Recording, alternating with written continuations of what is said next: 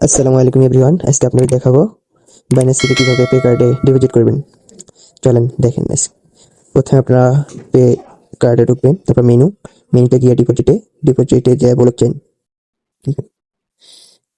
ব্লকচেইনে ঢোকার পর আপনারা পলিগনে ঢোকার পর ইউএসডিসি আবার চাপ দেবেন।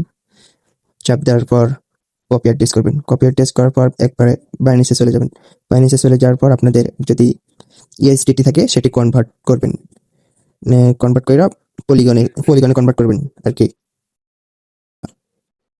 পলিগনে চাপ দিবেন। চাপ দেওয়ার পর সেন্ড অপশন চাপ দেওয়ার পর অন চেইন উইথড্র এখানে চাপ দিবেন।